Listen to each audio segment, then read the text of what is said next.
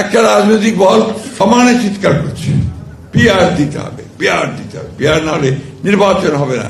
অনেক হুঙ্কার টুঙ্কার হয়েছে, তাই না? এখন আবার সুর নরম হয়ে গেছে।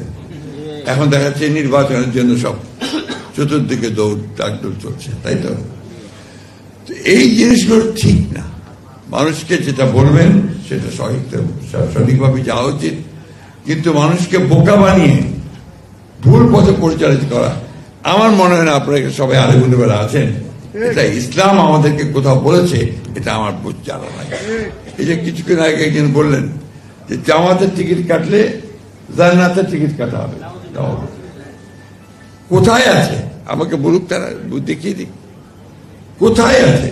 এবং এটা ঠিক না, ধর্মকে ব্যবহার করে রাজনৈতিক ফায়দা নিয়ে নেওয়া, এটা কখনোই আপনার ইসলাম এই কথা বলে না। এই কথাগুলো আমি এই জন্যই বলছি, যেগুলো সমস্যা হয়ে দাঁড়িয়েছে, কথাগুলো বলছে সবাই। এই কথাগুলো আজকে জনগণের সামনে আসা উচিত, বেশি করে আসা উচিত। সবচেয়ে বড় কথা হচ্ছে যে এই মহলটি, তারা কিন্তু আপনার রাজনৈতিক অঙ্গনে দাঁড়াতে পারছিল না। আমাদের প্রেসিডেন্ট জিয়াউর রহমান সাহেব তাদেরকে সুযোগ করে দেন রাজনৈতিক অঙ্গনে আসার। আইডিয়ার নামে প্রথম এসেছিল, মনে আছে আমাদের, ইসলামিক ডেমোক্রেটিক লীগ। তারপরে তারা কাজ করেছেন, আমাদের সঙ্গেও কাজ করেছেন, আমরাও তাদেরকে নিয়ে কাজ করেছি।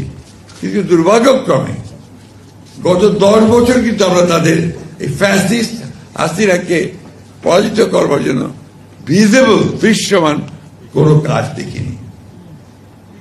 ঢাকা বিশ্ববিদ্যালয়ের নির্বাচনে শুনতে পাই ছাত্রলীগের মধ্যে তারা ঢুকেছিল, শুনেছি, আমরা জানা নাই আমার, অর্থাৎ ছাত্রলীগ সেজে তারা সেখানে ছিল।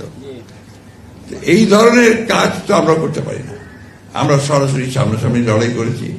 আমাদের 60 লক্ষ মানুষের মধ্যে মিথ্যা মামলা দেওয়া হয়েছে, আমাদের 20,000 লোককে হত্যা করা হয়েছে, প্রায় 1700 মানুষকে, নেতা, আমাদের এমপি সহ গুম করে দেওয়া হয়েছে।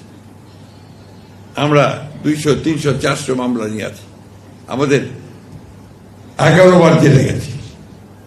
কিন্তু আমরা একটা বিষয় আমরা চাচ্ছি যে আমরা একটা গণতান্ত্রিক রাষ্ট্র চাই।